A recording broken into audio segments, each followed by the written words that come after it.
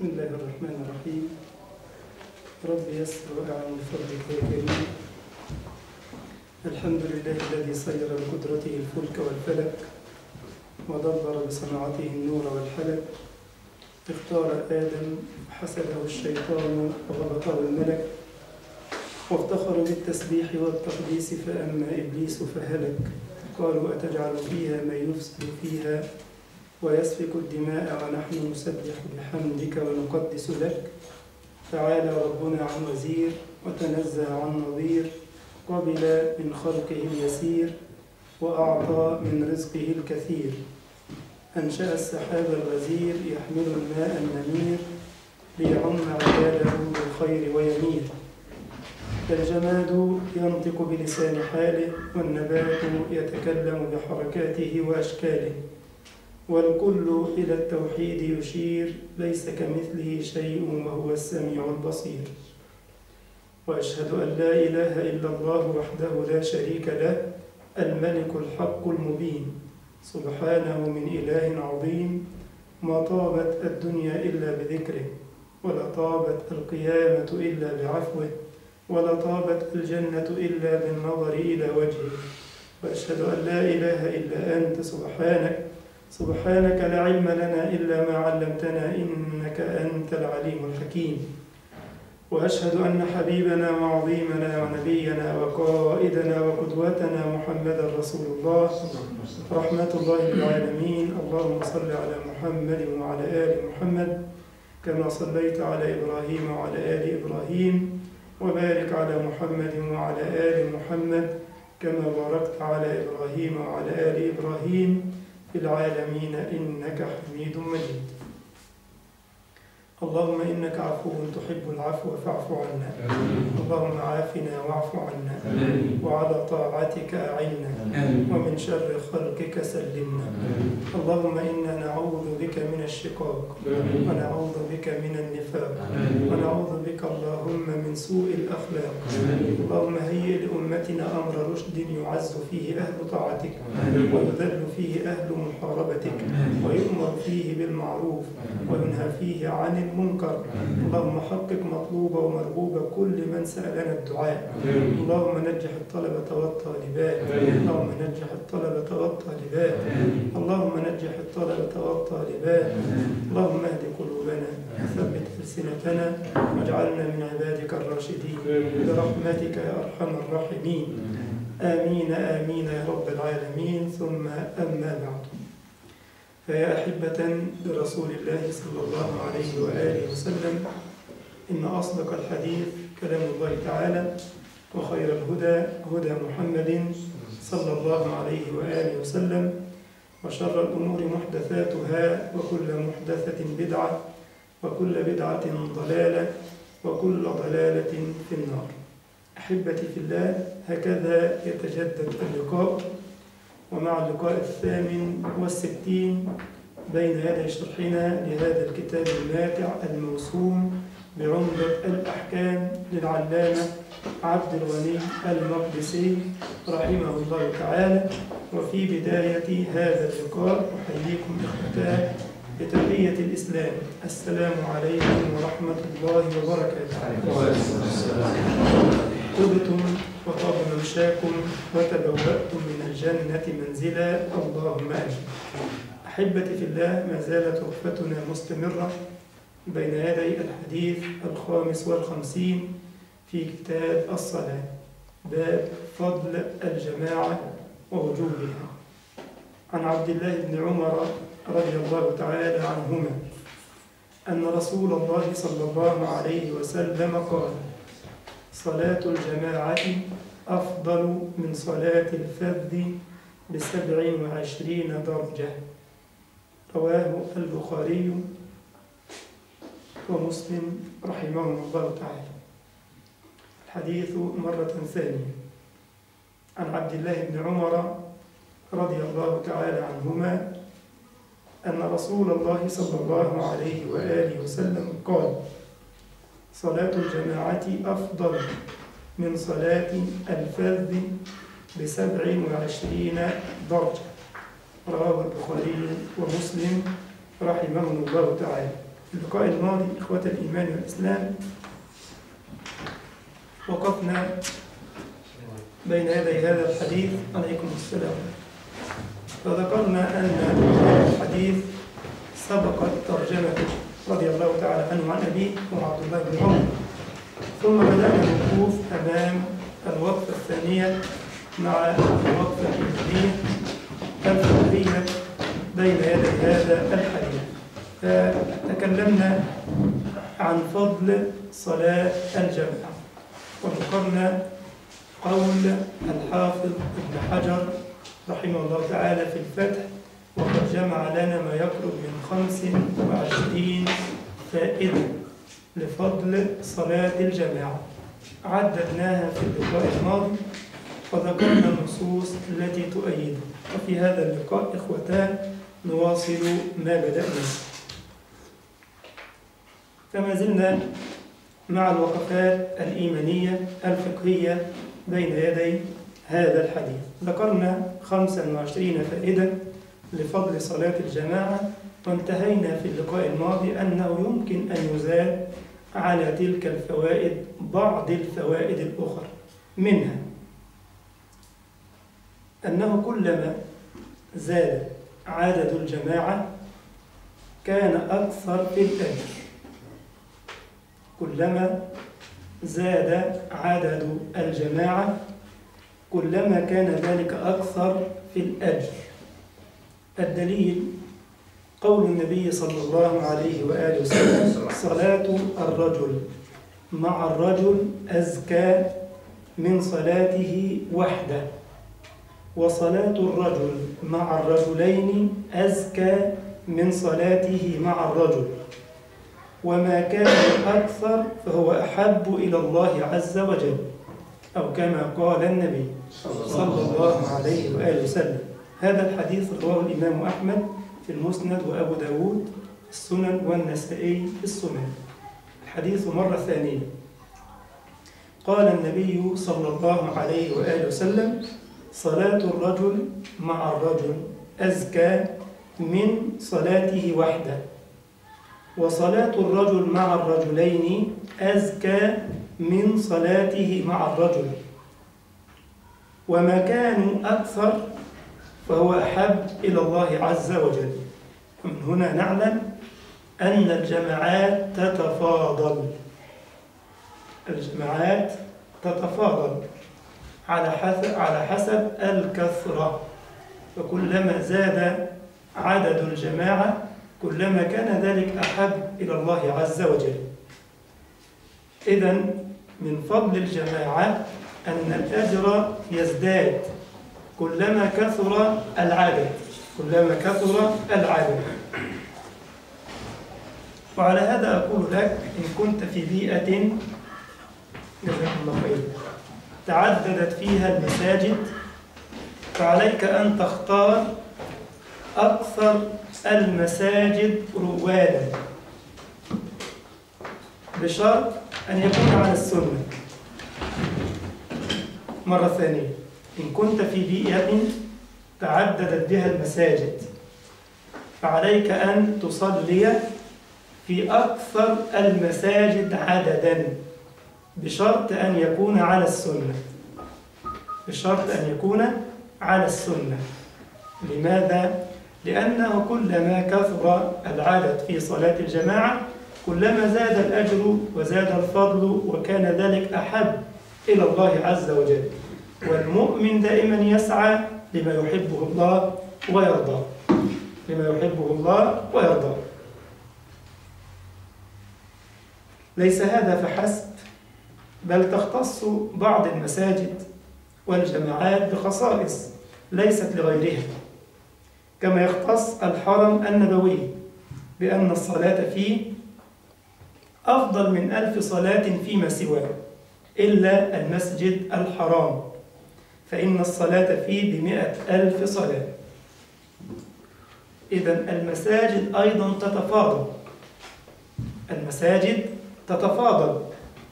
المسجد الحرام بمكة الصلاة فيه ب100,000 صلاة، لذلك نقول من فقه الأولويات لمن أتى هذه البلاد حاجا أو معتمرا عندما يكون في الحرم المكي أن يكثر من النافلة. واضح؟ يعني البعض يقول لك أنا هقرأ القرآن ويقعد ساعات يقرأ، نقول له الله يرضى عليك، طب ما تصلي والصلاة فيها قرآن وصلاة والركعة ب100,000 ركعة. واضح؟ اختم يا سيدي القرآن في الصلاة. قيم الليل فين؟ في المسجد الحرام بالقرآن كامل. في أوقات النافلة تنفل وأكثر من النافلة. ليه؟ لأن الركعة ب100,000 ركعة. خلي بالك قوي، بس ما تعملش زي صاحبنا اللي راح حج ورجع قال لك أنا صليت في الحرم 6 أيام، هقعد بقى 10 سنين ما أصليش. مش أنت اللي قلته كده؟ الصلاة ب100,000 صلاة، عد بقى يا عم الشيخ أنا صليت قد إيه؟ نقول لا ده في الأجر والفضل والثواب، لكن لا يسقط الفريضة. خلي بالك قوي، خليك يعني فاهم. فنقول لك كثر من النوافل ومن الركعات في الحرم المكي خاصة. لماذا؟ لأن الركعة ب100,000 ركعة. شوف بقى قيمة العلم يا جماعة. قيمة العلم مهم جدا. بعض الناس يتعبد الله غير علم، فتجد يضيع أوقات ويضيع فضائل لأنه ما عندوش العلم، مسكين. عرفت بقى منين كده؟ كثير من أهل العلم يقولون العلماء يعملون قليلا وأجورهم أكثر وأجل، لأنه هو عارف فين اللي فيه الأجر الزيادة، فهو عارف الأعمال، فعارف فضائل الأعمال، عارف منازل الأعمال. واضح؟ فممكن أنت تقعد مثلا تسبح 2 3 ساعات، هو يجي في لحظة يسبح كل خد أجر اللي أنت خدته كله. إزاي الكلام ده يا عم؟ بتيجي أنت سبحان الله وكذا ماشي، ليك أجر عظيم جدا جدا.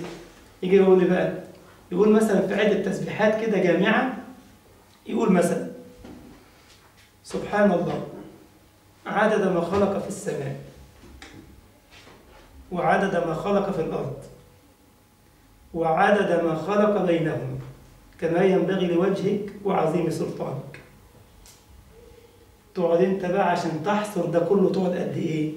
طيب يقول لك الله أكبر عدد ما خلق في السماء وعدد ما خلق في الأرض وعدد ما خلق بينهم كما ينبغي لجلال وجهه وعظيم سلطانه. يقول لا إله إلا الله عدد ما خلق في السماء وعدد ما خلق في الأرض وعدد ما بينهما كما ينبغي لجلال وجهك وعظيم سلطانه. يقول الله أكبر، يقول وهكذا تسبيحات جامعة في لحظات حصل أجورا عظيمة جدا مع صدق النية والإخلاص. وبعدين وقت كله تحصيل علم وتعليم العلم والتدريس، أنت ممكن غرقان ساعات عمال تسبح ويمكن ضيعت واجبات. يعني بعضهم كده أو رمضان على الأبواب، أسأل الله أن يبلغنا رمضان وهو راض عنا. شوف في بلاد الإسلام مثلا الموظفين إلا من رحم ربي وعصر العمل واجب. واضح؟ يبقى في العمل ويعطل مصالح الناس بحجة رمضان. تلاقيه نايم. إيه يا عم؟ يقول لك كل سنة وأنت طيب، رمضان كريم. طيب شوية لما يصحى من النوم يمسك القرآن، والناس عندهم مصالح، لو في وقت فراغ ماشي يا فندم يا فلان استنى بس ما اخلص الربع ده، خلص الربع ده يا ابن الله يصلح حالك. العمل واجب، اتق الله، ما تعطلش مصالح المسلمين. واضح؟ ليه؟ ما عندوش علم فبيعطل مصالح الناس، فيعمل نافلة ويضيع ايه؟ واجبات. وانت عندك القاعدة ان الله تعالى لا يقبل نافلة ما لم تؤدى فريضة، ما لم تؤدى ايه؟ فريضة.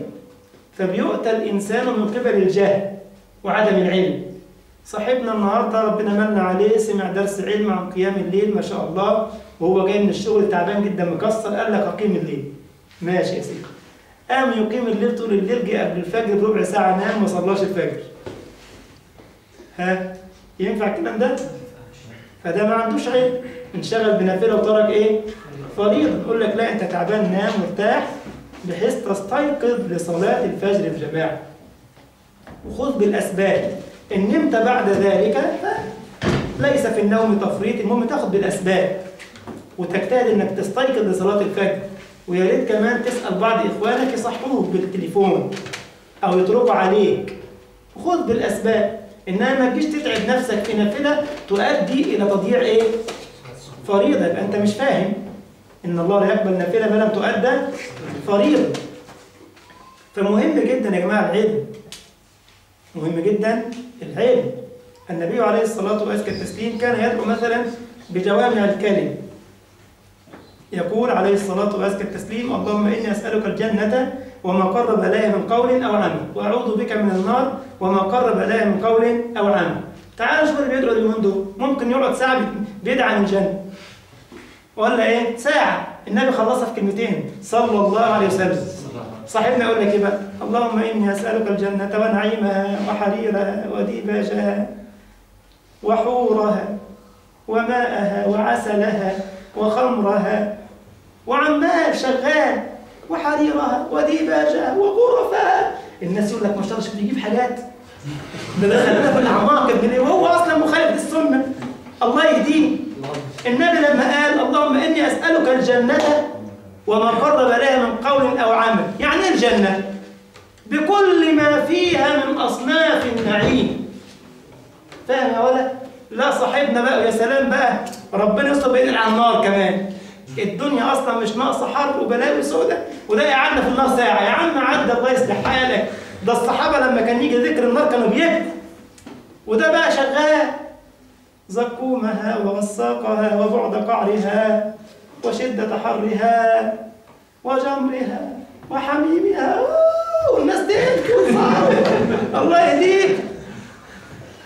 ما خلاص النبي جمع قال لك واعوذ بك من النار وما قرب اليها من قول او عمل، ولا ايه؟ عشان تعرف الفرق بين العلم والجهل. مصيبه خطيره جدا، مصيبه خطيره. فصاحبنا راح الحرم المكي، راح زياره يعمل عمره ولا حج، قالوا مشغول بنوافل وسايب الفرائض وسايب كذا وسايب. يا ابن الله جديد، اتعلم بقى، اتعلم وافهم. اشرب الشاي. بارك الله فيك. فالصلاه في المسجد الحرم المكي ب100,000 صلاه. طيب المسجد النبوي بكام صلاه؟ ب1000 صلاه. كتر من النوافل في المسجد النبوي، كتر. انت قاعد اسبوع وراجع، ما انتش من اهل البلاد عشان تبقى المسجد جنبك، فاهم؟ ده انت اسبوع وراجع. اغتنم الفرصه بقى، الله يرضى عليك. افهم بقى. تلاقيه مثلا يشغل نفسه بالاسواق ويسيب الصلوات في المسجد، امر عجيب جدا. يا اخي ده هم كام يوم معدودين، مكلف نفسك مشقه واموال وسفر وغربه وبعد عن الاهل والاولاد عشان تروح الاسواق وتترك الفرائض. طب ابعد عن الفريضه، طيب خليك نبي. ده هم بتقعد في المدينه عشان 4-5 ايام، اغتنم. لا ازاي؟ تلاقيه يضيع الاوقات والفرائض طيب الصلاه في المسجد الاقصى، نسال الله تعالى ان يفرج كرب اهل فلسطين، وأن يعيد المسجد الأقصى سالما غانما لحظيرة الإسلام والمسلمين. اللهم آمين. وأن يرفع عنه دنس المدنسين وخبث الخبيثين. اللهم آمين. الصلاة في المسجد الأقصى 500 صلاة فيما سواه. 500 صلاة، نعم. أجور يا جماعة. إذن المساجد تتفاضل. وعلى كده أقول لك بقى، المسجد اللي تقام في سنة غير المسجد اللي تقام في بدعة. تتفاضل المساجد. المسجد الكبير غير المسجد الصغير. تتفاضل المساجد، تتفاضل في الأجور. واضح؟ ثم ماذا؟ كذلك بعض المساجد بتختص بمزيد أعمال خير، زي مثلا في مساجد تقصر فيها صلاة الجنائز، فدي الأجور بتزيد. شوف مثلا الحرمين، بين كل صلاة وصلاة الصلاة على الأموات يرحمكم الله، ولا إيه؟ أنت ما رحتش يا أحمد، عشان كنت عمال تبص. أنا عارف ربنا يكرمك وتحج يا أحمد، بس تحج بالحق، مش بلغة إخواننا السودانيين يقول لك راح أهج، عايزينك تحج مش تهج. بين كل وقت ووقت الصلاة على الأموات يرحمكم الله، أجور قراريط بتجمعها. فالمساجد دي بتتفاضل عن غيرها. عشان تعرف قيمة صلاة الجماعة في المساجد. كما أن انتظار الصلاة بعد الصلاة أفضل ممن يصلي ثم ينصرف. بعض الناس كان مجرد ما الإمام بيسلم ما تلاقيهوش، أمر عجب، سبحان الله، بيطير. إيه ده يا ابني؟ في اقعد استغفر الله، قول الأذكار. وبعضهم والله مجرد ما سلم كده ليه بيصلي نافلة. ده قام امتى ده لسه قاعد، ده لسه السلام عليكم. أمر عجب فعلا يعني، سبحان الله، وكأنه محبوس في قفص. السلف قالوا كده: المؤمن في المسجد كالسمك في الماء، والمنافق في المسجد كالعصفور في القفص.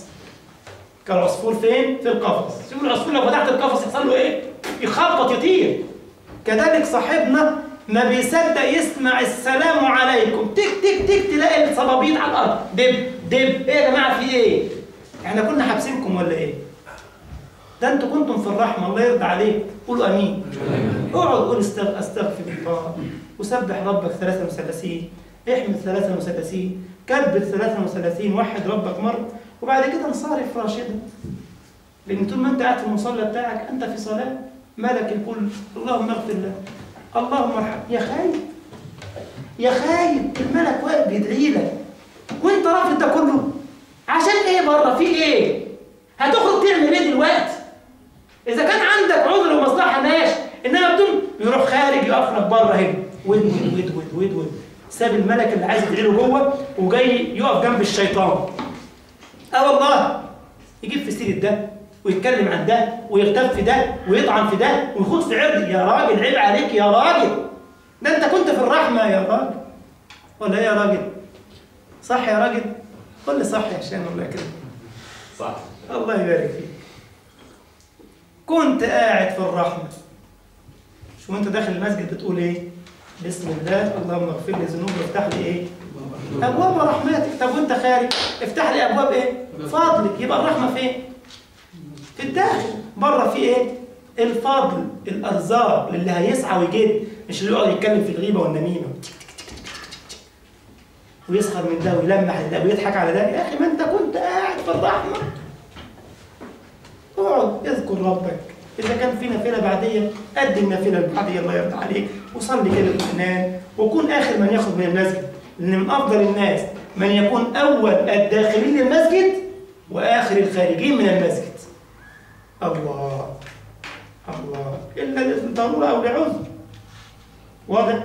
ففضائل كثيره جدا بيضيعها بعض المسلمين بسبب عدم الفهم للمنهج وللسنن والاجور والفضل. يا الله، لما انا اقعد اتخيل كده ملك واقف جنبي بيدعي لي، ملك.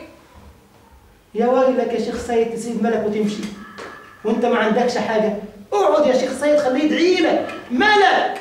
يعني دعاءه ايه؟ مستجاب. يا عبد الرحيم يقول اللهم اغفر له، اللهم ارحمه.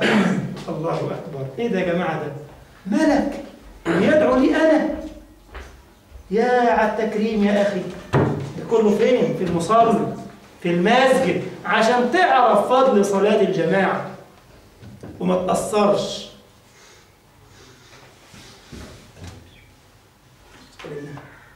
يبقى انتظار الصلاة بعد الصلاة أفضل ممن يصلي ثم ينصرف، لقوله صلى الله عليه وسلم: أعظم الناس أجرا في الصلاة أبعدهم فأبعدهم ممشى. الله أكبر. والذي ينتظر الصلاة حتى يصليها مع الإمام أعظم أجرا من الذي يصلي ثم ينام، أو كما قال النبي الأمين. رواه البخاري ومسلم. يا كل ما تبعد عن المسجد كل ما أجرك بيزيد. أذكر إن أنا مرة قلت لك حاول مرة تيجي مشي إذا كنت بعيد عن المسجد، مرة جرب. أنت هتقوم تركب البوس، تركب السيارة، مرة حتى في الشهر. مش أقول لك عشان ما تعبكش يعني، بقول لك حاول تحصل الأجور دي، الممشى. أنت وأنت جاي السيارة تاخد الأجر، لكن عايزك ما تاخد أجر الإيه؟ الخطى. إيه رأيك؟ جرب مرة، تعالى مشي بعيد عن المسجد مثلا 3 كيلو، صح؟ 3 كيلو؟ أنت وزنت فين؟ أو 5 كيلو أو 6 كيلو، هتمشي في نص ساعة مثلا؟ تعالى نص ساعة المسجد، صلاة العصر مثلا الساعة 6، تعالى أنت من الساعة 4 تتحرك من البيت كده مع نفسك كده، حتى راجع جزء قرآن وأنت ماشي. مش حافظ، طب اسمع جزء قرآن في البتاع اللي بتقول ام بي درايف. الجهاز ده اسمه ايه؟ ام بي درايف. حط السماعة كده وشغل جزء قرآن في الطريق واسمع الآيات وامشي خطوة خطوة. تعالى المسجد، شوف انشراح الصدر اللي هيجيلك، شوف تفريج الكروب، شوف عداد الحسنات، شوف محو السيئات، وعد خطواتك، كل خطوة ترفع حسنة وتحط خطيئة. الله أكبر. إيه ده يا جماعة الأجر ده كله؟ ده احنا محرومين من أجور كثيرة جدا. سيدنا عبد الله بن عمر لما سمع حديث النبي عليه الصلاة والسلام التسليم: من شهد جنازة حتى يصلي عليها فله قيراط، ومن تبعها حتى تدفن له قيراطان. ابن عمر كان معتدي يعني يمشي مع الجنازة يصلي عليها ويرجع للبيت، ما يكملش فين؟ للقبر. فلما سمع النص ده قال: كم من قراريط ضيعنا. بيندم على اللي فات. يا الله، كم من قراريط ضيعنا، وانا بقول لك كم من اجور ضيعنا، كم من اجور. وذلك بقول لك علاج يا جماعه، في علاج لامراض النفس. اللي عنده كده ضيق ولا كرب ولا هام، تعال المسجد اتمشى، بدل ما تقعد كده ينبع بطران في بيتك والهم يزيد والنكد يزيد وتسود في وشك.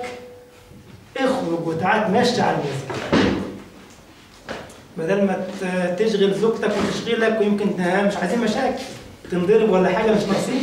تعالى تعالى المسجد. انت فرحان ما عندكش زوج، ما عندكش حد يضربك.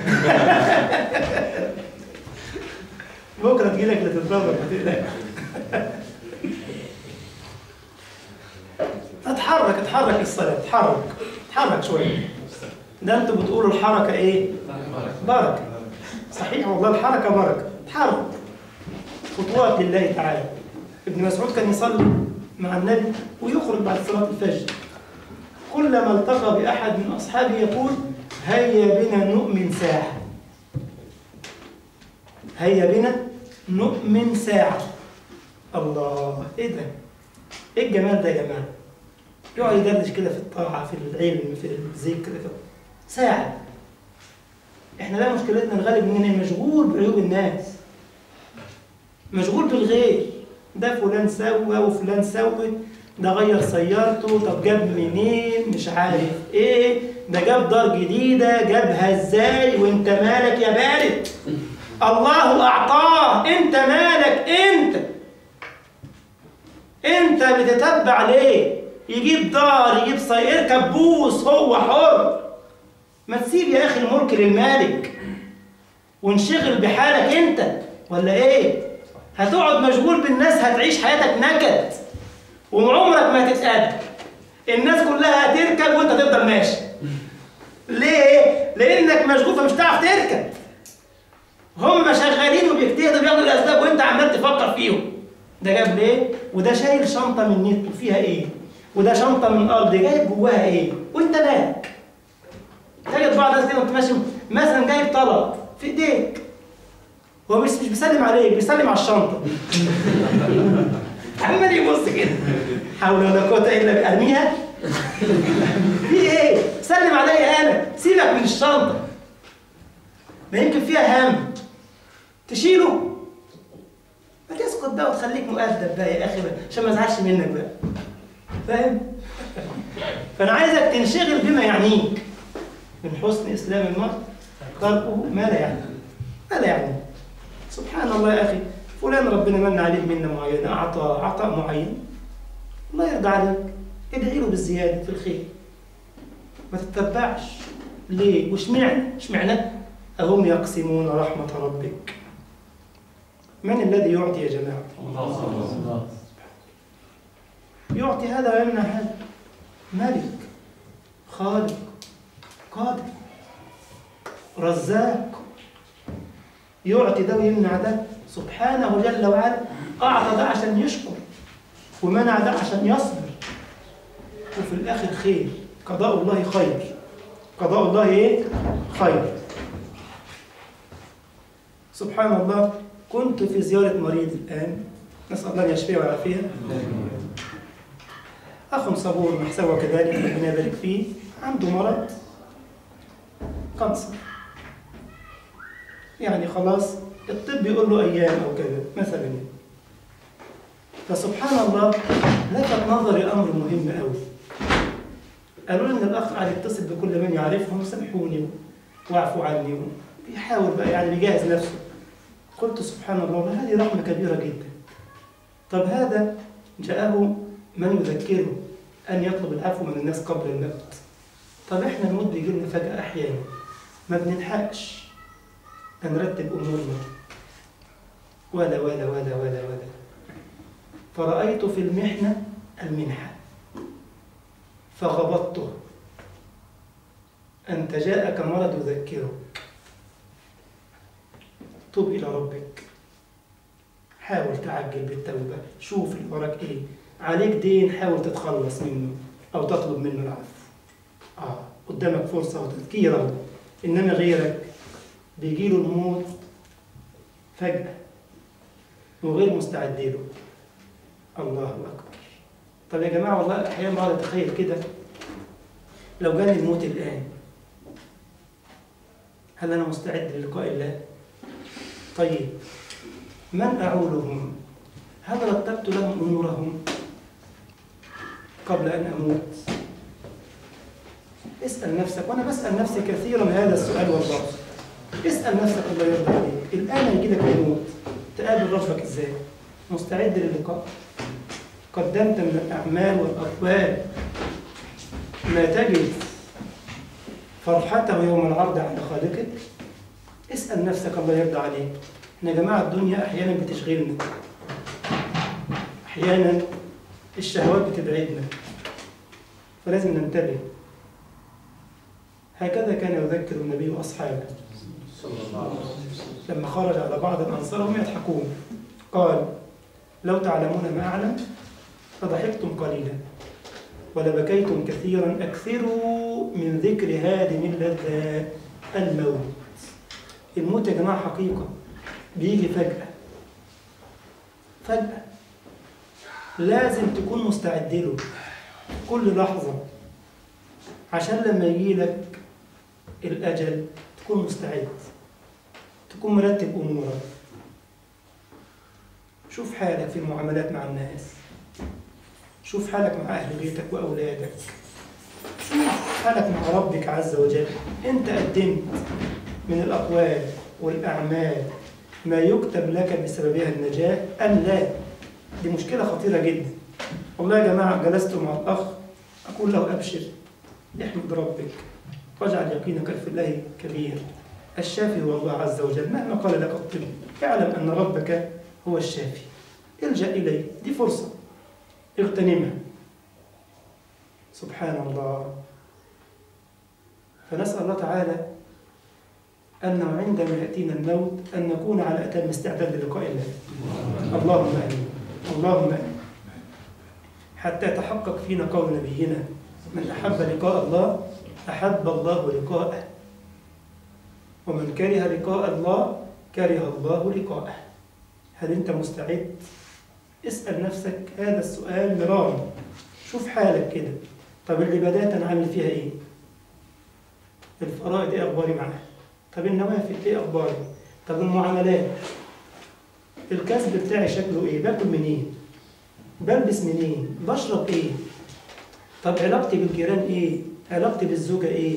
علاقتي مع أولادي إيه؟ هل بذلت أزواجي ده ولا لأ؟ طيب علاقتي بالأرحام، علاقتي بالأم والأب والأخ والأخت، بالعمة والخالة، علاقتي إيه؟ شوف حالك في الكون ده، علاقتك مع الناس شكلها إيه؟ هل أنت مربوط بين الناس ولا محبوب؟ إن عندي مقياس إيماني. إن كنت مبغوضا بين الناس فأنت عند الله مبغوض، مكروه، بعيد. وهذا في مجال الإيمان والعمل الصالح. إذا كان الناس يبغضونك لشرك فاعلم أنك مبغوض عند ربك. إذا كنت محبوبا بين الناس بقولك الطيب وفعلك الحسن فاعلم أنك عند ربك من المحبوبين بقياس إيمان. قال بعض السلف: إذا أردت أن تعرف منزلتك عند ربك فانظر إلى منزلتك بين الناس، فإذا كنت بينهم محبوبا فأنت عند الله محبوب، وإن كنت بينهم مبغوضا فأنت عند الله مبغوض. مقياس يا جماعة خلي بالك منه قوي. شوف علاقتك مع الناس إيه.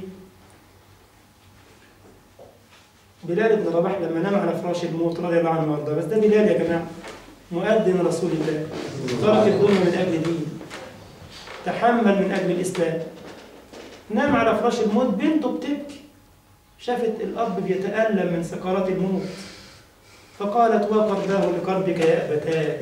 قال بلال: بني، لا قرب على أبيك بعد اليوم، غدا ألقى الأحبة محمدا وصحبه. الله أكبر. ده بلال. هل عندما ننام على فراش الموت نقول هذه المقولة: غدا نلقى الأحبة محمدا وصحبه؟ محتاجة عمل يا جماعة، محتاجة يقين، محتاجة إيمان، محتاجة جهد وطاعة. واضح؟ وكان بلال يقول: حبيب جاء على فاقة. الله، الموت حبيب جاء على فاقة، يعني أنا منتظر. تخيل نفوس اشتاقت للجنة، نفوس قلت الدنيا وتركتها مرضاة لله تعالى، عايزة توصل للجنة وللنعيم، بس قدمت وبذلت. عشان كده بقول لك أخي انتبه، الله يرضى عليك، حاسب نفسك قبل أن تحاسب، زن أعمالك قبل أن توزن عليك عشان تبقى مستعد.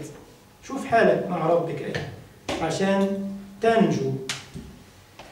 نسأل الله تعالى لي ولكم النجاة في الدنيا والآخرة، اللهم، وأن يجمعنا في الفردوس الأعلى في صحبة النبي محمد، اللهم.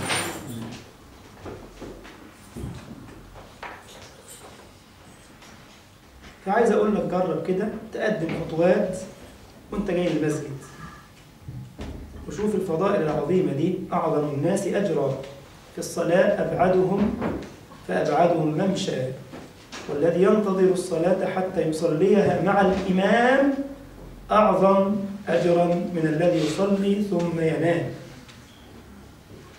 مسألة مهمة: هل في هذا الحديث دليل على عدم وجوب صلاة الجماعة؟ الحديث ماذا يقول؟ يقول النبي: صلاة الجماعة أفضل من صلاة الفجر ب27 درجة. هل معنى كده إن يجوز تصلي في البيت وتترك الجماعة؟ أقول لك أفضلية. يعني هل معنى كده إن ده دليل على عدم وجوب صلاة الجماعة؟ الإجابة لا، لا وألف لا. إزاي؟ إما أقول لك مثلا كده فضل غض البصر، هل معنى كده إن إطلاق البصر للحرام مش حرام؟ لا. ولا حرام؟ حرام.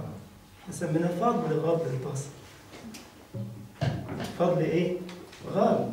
فمش معناها عدم وجوب غض البصر، بالعكس بواجب. حتى شوف الأمر: قل للمؤمنين يغضوا من أبصارهم ويحفظوا فروجهم ذلك أزكى لهم. مش أنت بس المأمور، والمؤمنات كمان، وكل المؤمنات.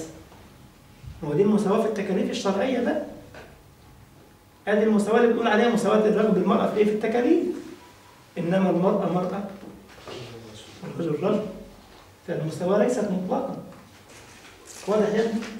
ده القرآن قال لك: وليس الذكر كالأنثى.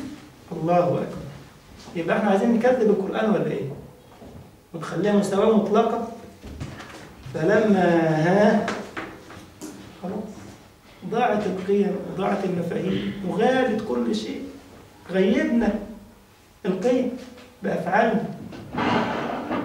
في مساواة في التكاليف الشرعية، في الفرائض، في الثواب، في العقاب، في الأعمال، إنما في الآخر هي امرأة وهو رجل. بس عايز أقول لك: وأنت تقول اشمعنى أنت شاورت على ده بس ليه؟ اشمعنى شاورت على ده وأنا مش؟ لا، أنت كمان رجل إن شاء الله. سوي كده. الرجل رجل والمرأة إيه؟ مرأة. يوم ما نعكس الآيات تبقى هي الرجل وهو، ولا هي بقى؟ مش هيبقى هو ساعتها ولا إيه؟ زي ما جه أحدهم يقول للشيخ: زوجتي تشترط أن تكون العصمة بيدها، هل هذا جائز؟ يعني راح يتزوج بتقول له العصمة في إيديا المرأة، يعني عشان لما تحب تطلقه تطلقه، ماشي كده؟ مش تحتاج بقى انها تخلعه، هتقول له انت طالب. تخيل. فالشيخ قال له ايه؟ قال: حق جعله الله للرجال فتنازل عنه الرجال. يبقى جائز ما دام انت هتتنازل. ما هو انت اما تكون رجل او مش رجل. ان كنت رجلا يبقى العصمه فين؟ في ايدك انت. ان كنت بقى مش، دي المشكله الثانيه، ما تجيش تسالني انت مش ماشي. امر عجب لما تتبدل المقاعد. ايه اللي يحصل؟ يكون الخلل. سنن السياره ليها كم مقود؟ واحد بس. يقعد في مين؟ السائق بس. طيب هي دي سيارة وانت لك القوامة، انت السائق، فانت حريص عليها وتحافظ عليها. قالت لك لا، اتفضل انت ارجع وانا هقعد قدام، انا السائق. اتحمل، مش انت اللي رضيت ان هي تسوق وتمسك المقود. لا تلومن الا ايه؟ نفسك. لا تلومن الا نفسك. فانت القرآن جعل لك قوامة من باب الرعاية. انت المسؤول عن البيت والسكن والنفقة، وتخلي بالك من زوجتك وتحافظ. انت رجل تحافظ على بيتك وعلى دين زوجتك وعلى اولادك. انت رجل. هزعق تاني؟ انا مش هزعق، انا بخاف ازعق اليومين دول. فانت رجل، اوعى تبقى مش، عشان لما هتبقى مش هتبقى حادق قوي. والمش طعمه مش. نسأل الله السلامة، اللهم آمين. فقال المساواة في التكاليف الشرعية: وكل المؤمنات يغضضن من أبصارهن ويحفظن فروجهن. شوف العجب، قدم البصر على الفرج. عارف ليه؟ لأن البصر هو المبدأ، من خلال البصر بتقع في الزيت. مش هو ده البريد؟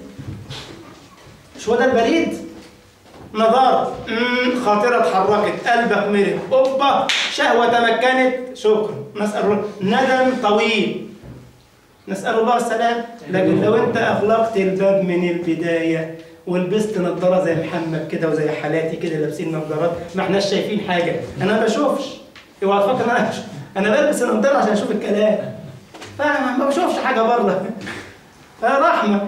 كان لنا أحد مشايخنا ربنا يحفظه ويبارك فيه فقد البصر، فكان يقعد كده يذكر نعمة ربنا عليه في العمل، فيقول إيه؟ الحمد لله الذي ابتلاني بالعمى حتى لا أرى الاستريتش. عارفين الاستريتش؟ ده زي للمرأة كده بتلبس هدوم رش، مش لابسة حاجة يعني.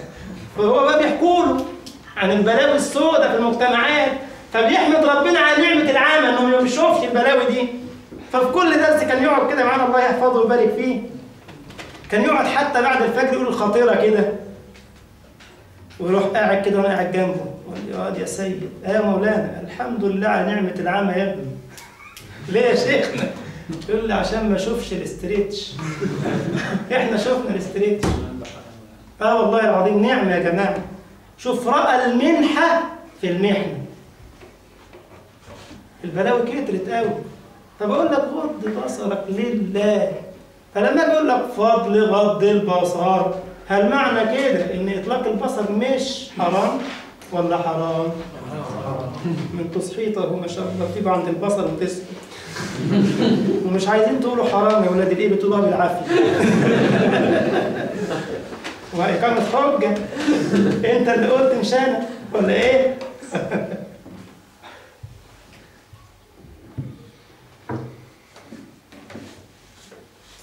كذلك لما تقرأ كده في أبواب العلم فضل ترك المحرمات. طب فضل صيام رمضان، الفضل معنى كده رمضان مش واجب؟ هو قال لك فضل، ما قالكش يقول لك لا. فلما نيجي نقول هنا فضل صلاة الجماعة مش معناه ان صلاة الجماعة مش واجبة. فهمت يا ابني؟ لا دي واجبة. وذلك استدل الإمام الشافعي في الحديث، حديث رواه الشافعي رحمه الله تعالى. قال النبي عليه الصلاة والسلام: هممت أن آمر رجلا أن يؤذن للصلاة ثم يقيم ثم يصلي إماما وآتي أقواما يصلون في بيوتهم أشعلها عليهم نارا، أو كما قال النبي الله أكبر، أشعلها عليهم نارا. نعم، لماذا لم يفعل النبي؟ إن ربما اللي بيصلي البيت عنده عذر، فحتى لا يؤخذ المعذور بجرم غير المعذور. ولكن نبهنا على أن الجماعة واجبة إلا لمعذور، وهنتكلم عن الأعذار في القادم إن شاء الله في الأحاديث القادمة. يبقى حكم صلاة الجماعة واجبة.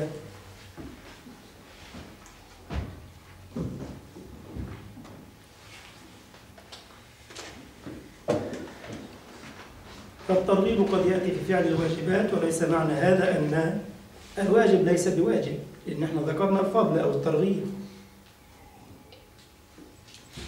إن شاء الله احنا في الدروس القادمة هنتكلم عن وجوب صلاة الجماعة بالأدلة، وهنتكلم عن الخلاف الوارد إن شاء الله. قوله صلى الله عليه وآله وسلم: الفذ، من حديث قال: صلاة الجماعة أفضل من صلاة الفذ. الفذ يعني المنفرد. الفذ يعني المنفرد. طيب، هل صلاة المنفرد على الإطلاق أو مخصوصة بعدم العذر؟ يعني صلاة الجماعة أفضل من صلاة المنفرد على الإطلاق ولا لغير المعذورين؟ ده سؤال مهم جدا. الذي يظهر من الأحاديث أن المعذور يحصل له أجر الجماعة. شوف التكريم بقى. حضرتك معتاد على صلاة الجماعة في المسجد، جالك في يوم عذر معين منعك من الأعذار التي تجيز لك التخلف عن الجماعة، أخذت أجر صلاة الجماعة وأنت منفرد في بيتك، لأنك ما امتنعت إلا لعذر. الدليل على ذلك حديث أبي موسى الأشعري رضي الله عنه وارضاه مرفوعا: إذا مرض العبد أو سافر كتب له مثل ما كان يعمل مقيما صحيحا. رواه البخاري. الله أكبر. حضرتك مريض، المرض منعك تيجي المسجد في الجماعة وانت كنت معتاد على الجماعة، فالمرض منعك، ده عذر، لك أجر الجماعة وانت بتصلي على سريرك كده في المستشفى أو في بيتك منفردا، لك أجر صلاة الجماعة كاملا. مسافر ما بصليش جماعة في السفر، منفرد، بصلي قصر، بصلي كذا، ليك أجر صلاة الجماعة. الله أكبر. شوف التكريم ده يا جماعة. وحديث أبي هريرة رضي الله تعالى عنه أيضا مرفوعا: من توضأ فأحسن الوضوء ثم خرج عامدا إلى المسجد فوجد الناس قد صلوا، الناس خلصوا الصلاة، كتب الله له مثل أجر من حضرها ولا ينقص ذلك من أجورهم شيئا. رواه الإمام أحمد وأبو داود والنسائي وحسنه الشيخ الألباني رحمه الله تعالى. الله، أنت خارج رايح الجماعة تصلي، قضيت وخرجت، جيت المسجد كانوا خلصوا صلاة الجماعة، خدت الأجر كاملا، لا تحزن، أنت كنت جاي من أجل الصلاة ومن أجل الجماعة، أبشر، خدت الأجر حتى وإن لم تدرك الجماعة مع الإمام. ولذلك كان أنس بن مالك رضي الله عنه وارضاه إذا دخل المسجد فوجد الجماعة قد انتهت أذن وأقام جماعة جديدة. رضي الله عن أنس، يأذن ويقيم الصلاة ويعمل جماعة إيه؟ جديدة. الله أكبر. يبين فضل صلاة الجماعة، فأنت خدت الأجر ما دمت قد أتيت وإن لم تدرك. قال لك مثل أجور من حضرها. الله، خدت المثلية، والمثلية دي لا تنقص أجور الله. يقول لك الله أنا ما صلاش معانا وخد الأجر بدش ينقص من أجرنا؟ لا، يعني أنت مالك إيه؟ حتى دي هتحسدوا عليها. لا حول ولا قوة إلا بالله. أمر عجب يا راجل. يا راجل ما تصحى بقى يا راجل. أنت مركز، أنت بتحفظ. أنت بتحفظ.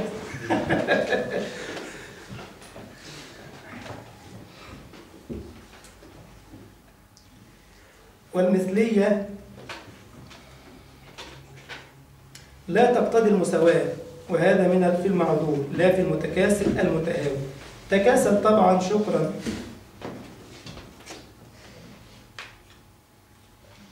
ويستفاد من هذين الحديثين أن المعذور يكتب له مثل ما يكتب له حال ارتفاع العذر. فمن كان محافظا على الصلاة، صلاة الجماعة، فإنه يكتب له أجر الجماعة إذا سافر أو مريض. ولذلك كان السلف يحرصون على صلاة الجماعة. وكان الأسود إذا فاتته الجماعة ذهب إلى مسجد آخر. فاتته الجماعة يحاول يدور على مسجد آخر. في بعض المساجد تأخر شوية، ودي ميزة مهمة يعني الحمد لله. مثلا في حينا في مصر عندنا المساجد كثيرة جدا في الحي الواحد، فتلاقي ما شاء الله في المساجد بقى ترتيب كده معين. في مسجد مثلا بيقيم بعد ربع ساعة، مسجد تاني بعد تلت ساعة، مسجد تاني بعد نص ساعة. فاللي ما لحقش هنا يلحق هنا.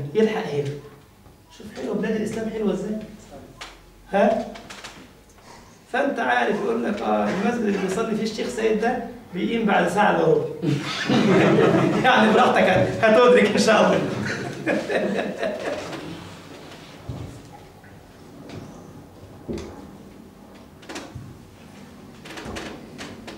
وكان بعضهم إذا فاتته تكبيرة الإحرام خلف الإمام يعزى 3.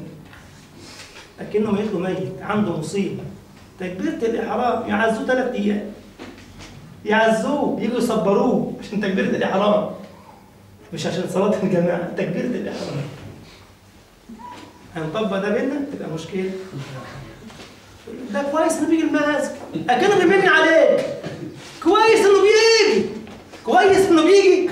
الله أكبر. وصلت بينا بدرجة كده، كويس إنه بيجي، أنت كمان مش عايز يجي. سبحان الله. مع نفسك أو على نفسك. مش أنا قلت لكم كده كان بعضهم يقول لي يا عم الشيخ خير يا ابني، حاجة أصلي مع الجمعة الجاية. قال لي جاملني يعني. الله أكبر. يمنون عليك أن أسلموا، قل لا تمنوا علي إسلامكم بل الله يمن عليكم أن هداكم. الله. يبقى المنة والفضل لمين يا جماعة؟ لله عز وجل. بهذا القدر إخوة الإيمان والإسلام أكتفي، فقد وصلنا إلى الحديث 56. نقرأ الحديث كما اعتدنا ونرجئ الشرح للقابل إن قدر البقاء. عن أبي هريرة رضي الله عنه قال: قال رسول الله صلى الله عليه وسلم: صلاة الرجل في الجماعة تضعف على صلاته في بيته وفي سوقه 25 ضعفا، وذلك أنه إذا توضأ فأحسن الوضوء ثم خرج إلى المسجد لا يخرجه إلا الصلاة لم يخطو خطوة إلا رفعت له بها درجة وحط عنه بها خطيئة، فإذا صلى لم تزل الملائكة تصلي عليه ما دام في مصلاه. اللهم صل عليه، اللهم اغفر له، اللهم ارحمه، ولا يزال في صلاة ما انتظر الصلاة. متفق عليه واللفظ للبخاري. متفق عليه يعني عند البخاري ومسلم في الصحيحين. أقرأ الحديث مرة ثانية عشان الإخوة اللي بيكتبوا. عن أبي هريرة رضي الله عنه قال: قال رسول الله صلى الله عليه وسلم: صلاة الرجل في الجماعة تضعف على صلاته في بيته وفي سوقه 25 ضعفا، وذلك أنه إذا توضأ فأحسن الوضوء ثم خرج إلى المسجد لا يخرجه إلا الصلاة لم يخط خطوة إلا رفعت له بها درجة وحط عنه بها خطيئة، فإذا صلى لم تزل الملائكة تصلي عليه ما دام في مصلاه. اللهم صل عليه، اللهم اغفر له، اللهم ارحمه، ولا يزال في صلاة ما انتظر الصلاة. إن قدر بقاء كان اللقاء الواصل. سبحانك اللهم وبحمدك، أشهد أن لا إله إلا أنت، أستغفرك وأتوب إليك. جزاكم الله خيرا على حسن الاستماع، والسلام عليكم ورحمة الله وبركاته.